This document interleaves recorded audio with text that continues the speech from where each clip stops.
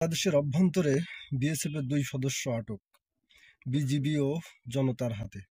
কি ছিল তাদের উদ্দেশ্য আর কেনই বা এসেছিল চুপিসারে? যদি তাদের কোনো ভালো উদ্দেশ্য থাকতো তাহলে হয়তো তারা বিজিবিকে জানিয়েই আসতো। তাদের উদ্দেশ্য হয়তো কোনো খারাপ ছিল। দেশের বর্তমান প্রেক্ষাপটে এমন একটা কর্মকাণ্ড বিএসএফের, এমন একটা পরিস্থিতিতে, এমন একটা সময়ে তারা যে দেশের ভিতরে প্রবেশ করছে, এটা খুব একটা সুবিধাজনক বলে মনে হয় না।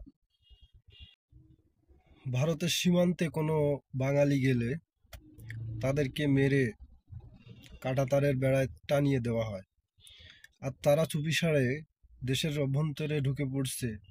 এটা ভালো কথা নয়। কেন তারা এর ভেতরে ঢুকলো, কি প্রয়োজন তাদের, কি কারণে ঢুকলো? যদি ভালো কোনো উদ্দেশ্য থাকতো তাহলে তো তারা অবশ্যই বিজিবিকে ইনফর্ম করেই আসতো।